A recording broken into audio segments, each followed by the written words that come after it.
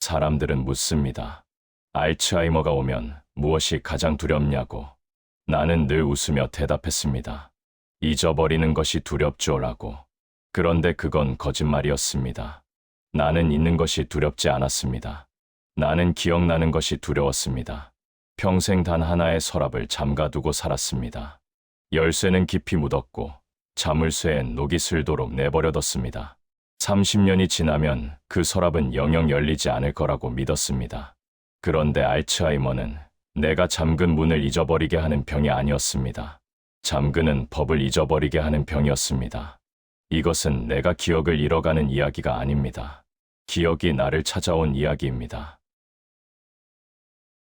일부 가장 가까운 곳에 있던 것. 낡은 괴종시계 소리만 규칙적으로 울린다. 목소리 노쇠하지만 지나치게 침착하다. 오래 연습한 자의 차분함. 내 이름은 김성식. 올해로 75입니다. 사람들은 나를 보고 곱게 늙었다 합니다.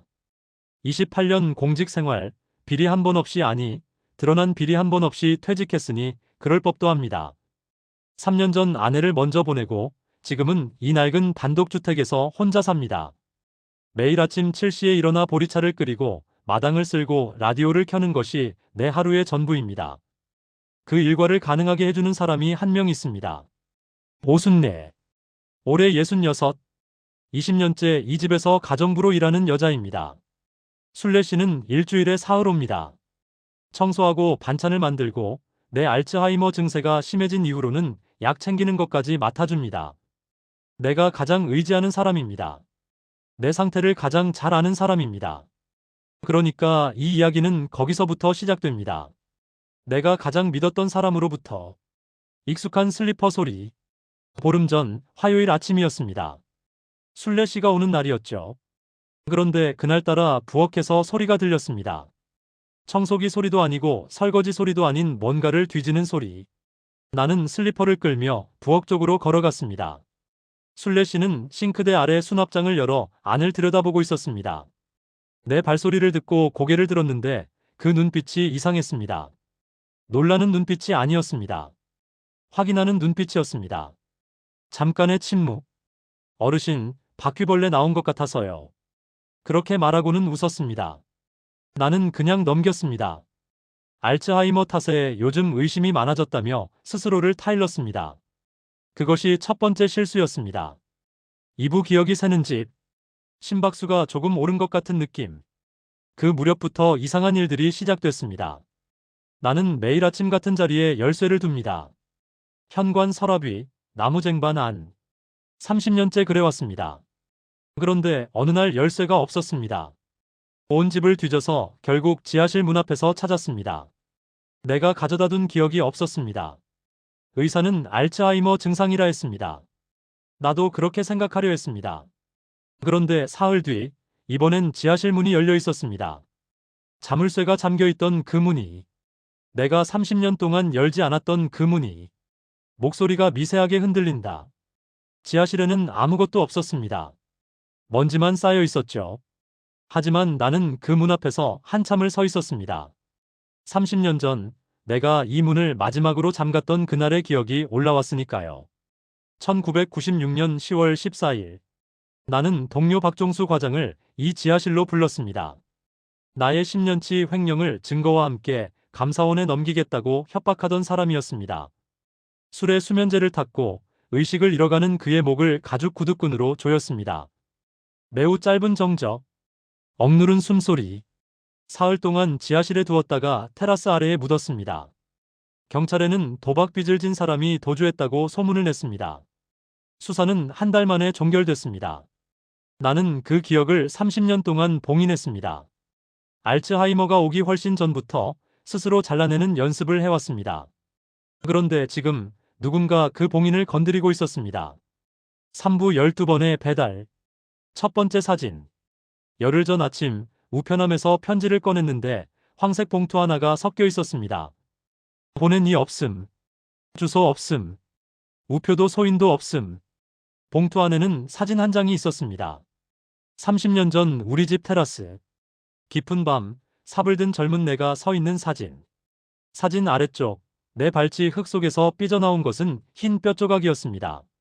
사진 뒷면에 한 줄이 적혀 있었습니다. 기억하고 계시죠?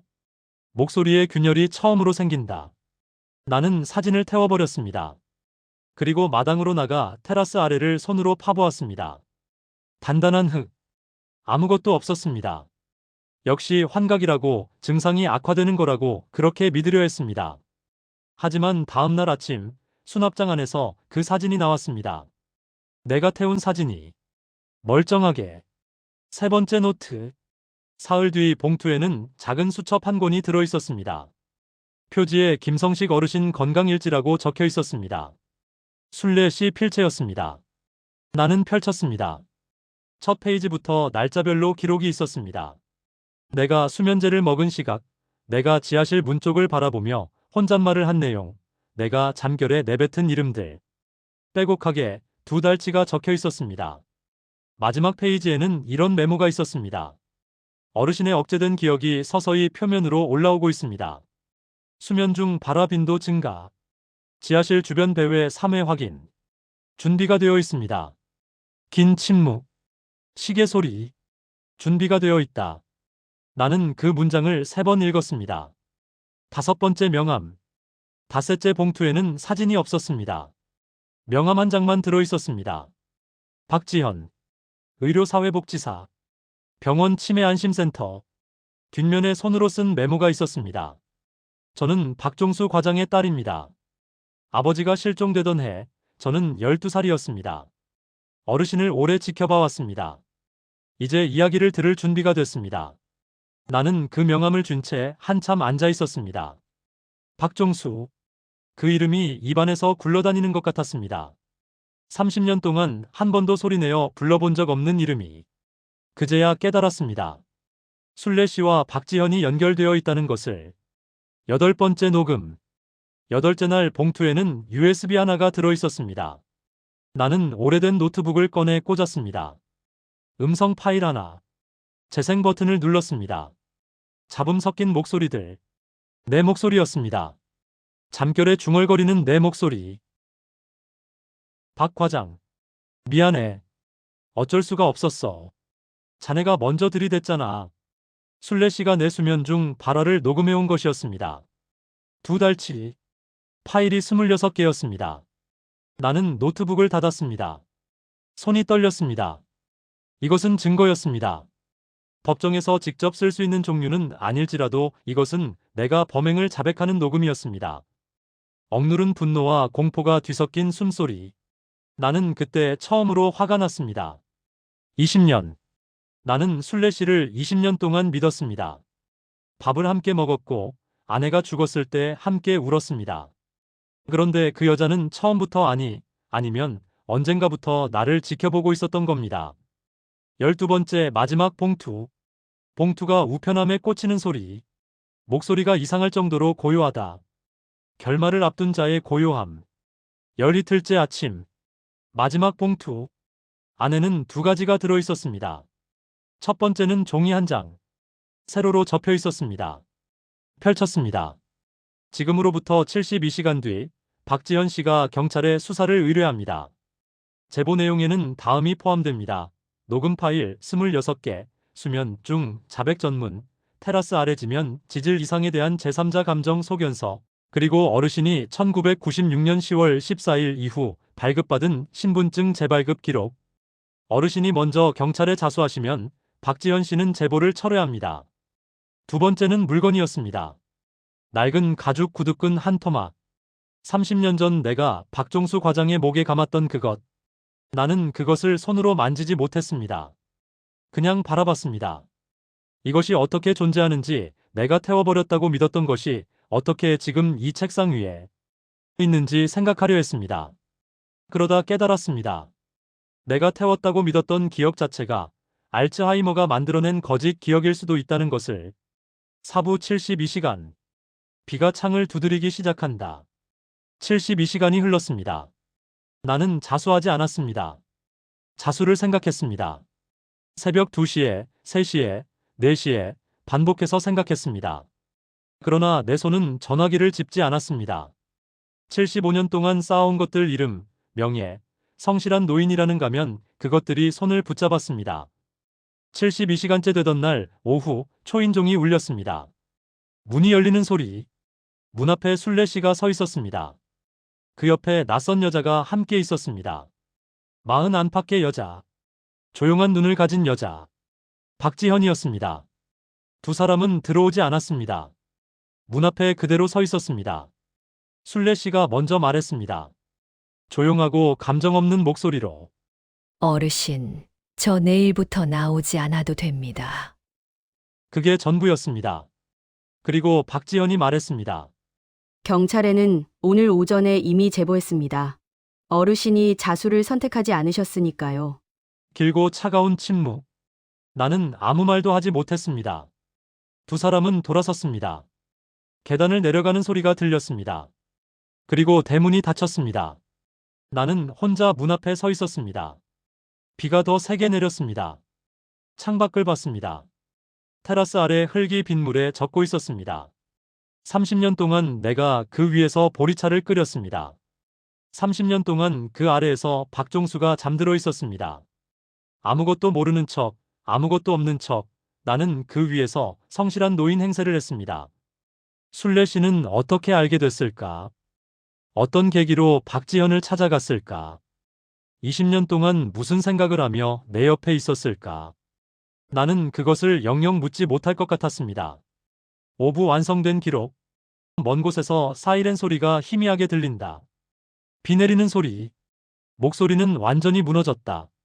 하지만 비명은 없다. 더 깊은 종류의 붕괴. 사이렌이 들리기 시작했습니다. 아직 멀었습니다. 하지만 이쪽으로 오고 있었습니다. 나는 테라스로 나갔습니다. 비를 맞으며 테라스 아래 흙을 바라봤습니다. 빗물이 고이고 있었습니다. 언제나처럼 아무것도 없는 것처럼 보이는 그 흙이 오늘은 다르게 보였습니다. 박종수. 나는 처음으로 그 이름을 소리내어 불렀습니다. 박 과장. 대답이 없었습니다. 당연하지요. 사이렌이 가까워졌습니다. 빗소리. 사이렌 소리. 그것들이 뒤섞인다. 나는 30년 동안 그를 도서관에 잠긴 서랍 속에 가두어 두었습니다. 알츠하이머가 오기 전부터 의도적으로 매일같이 잘라냈습니다. 그런데 그 잘라낸 것들이 다른 사람의 손을 통해 이렇게 돌아올 줄은 몰랐습니다. 순례 씨는 내 기억이 새는 틈을 통해 들어왔습니다. 박지현은 내 기억이 입 밖으로 흘러나오기를 기다렸습니다. 그리고 나는 알츠하이머가 만들어준 그 틈으로 30년치 죄가 한꺼번에 쏟아져 나오는 것을 막을 수가 없었습니다.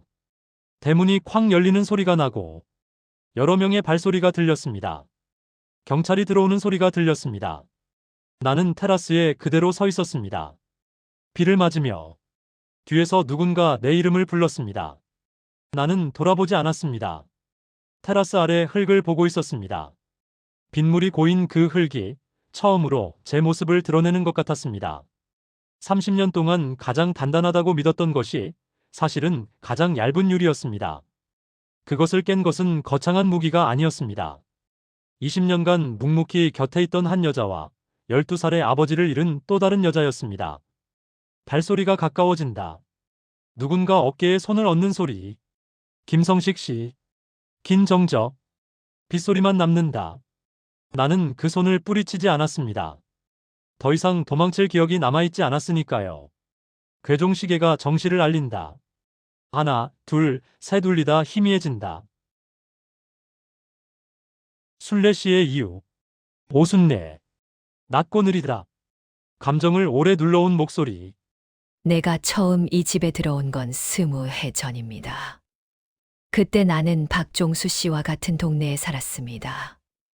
그분이 실종되던 해, 박 씨 댁 아이들이 어머니와 셋이 남겨지던 것을 봤습니다.